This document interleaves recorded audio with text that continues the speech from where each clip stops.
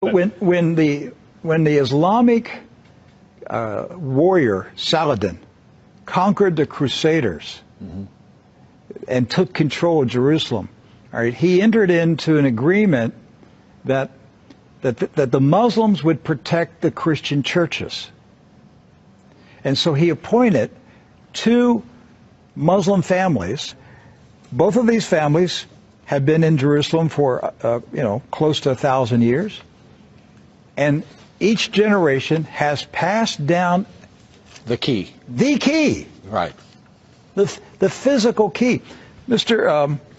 Judah said that the key he presently has is 800 years old. It's incredible. He had another key, but it broke. And this is a Muslim. I mean, yes. Adbi Judah is a Muslim. And he said it's a great honor for a Muslim to hold the key to the Church of the Holy Sepulchre, which is the most important church in Christendom. That's not disrespect. We don't hear this in America. We don't hear, because what we have been told is Christian Americans, you should hate Muslims, you should kill Muslims. Because they're going to tear down all the churches yes. and basically just ransack them and everything else. But here we have two families that for nearly 1,000 years have actually been watching over Christian churches. That's right. So who planted into our minds here in America that we should hate and kill Muslims? Who planted that thought in our head? Because it came into our society after 9/11. That's correct. So 9/11 was a calculated, planned operation, and it changed everything in our country.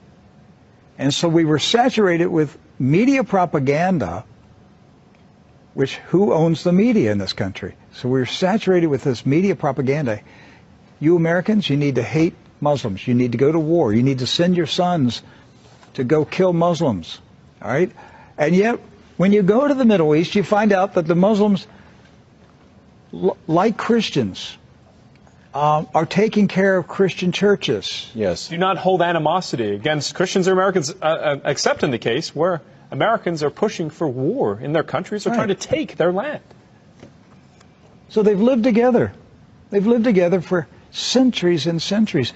Jews, Christians, and Muslims have lived together for centuries. They were buying and selling. They were trading. They were doing business together. They were building houses next door to each other for centuries. And it didn't change until the Zionists came. Now, see, wait a minute. I thought Zionists are Jews. Not all Jews are Zionists. And not all Zionists are Jews. Right. Zionism is a political movement. Yes. Right. It's an ideology. Yes. Not an ethnicity. And so when the Zionists came to Jerusalem and Palestine, basically in the 1920s and 30s and 40s, right, they came to agitate. They came to infiltrate. They came to seize control. And so they formed paramilitary groups, like Irgun.